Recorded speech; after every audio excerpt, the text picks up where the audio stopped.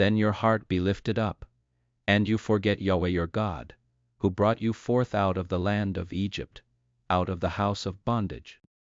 who led you through the great and terrible wilderness, with fiery serpents and scorpions, and thirsty ground where there was no water, who brought you forth water out of the rock of flint, who fed you in the wilderness with manna, which your fathers didn't know, that he might humble you, and that he might prove you, to do you good at your latter end. And lest you say in your heart, my power and the might of my hand has gotten me this wealth. But you shall remember Yahweh your God, for it is he who gives you power to get wealth, that he may establish his covenant which he swore to your fathers, as at this day. It shall be, if you shall forget Yahweh your God, and walk after other gods, and serve them, and worship them, I testify against you this day that you shall surely perish. As the nations that Yahweh makes to perish before you, so you shall perish, because you wouldn't listen to the voice of Yahweh your God.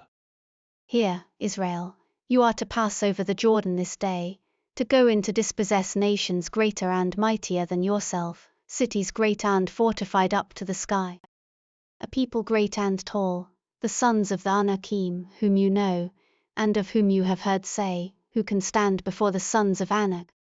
Know therefore this day, that Yahweh your God is he who goes over before you as a devouring fire. He will destroy them, and he will bring them down before you, so you shall drive them out, and make them to perish quickly, as Yahweh has spoken to you.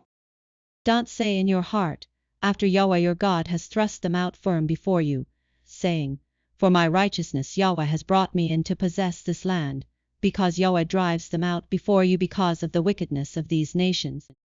Not for your righteousness, or for the uprightness of your heart, do you go in to possess their land, but for the wickedness of these nations Yahweh your God does drive them out firm before you,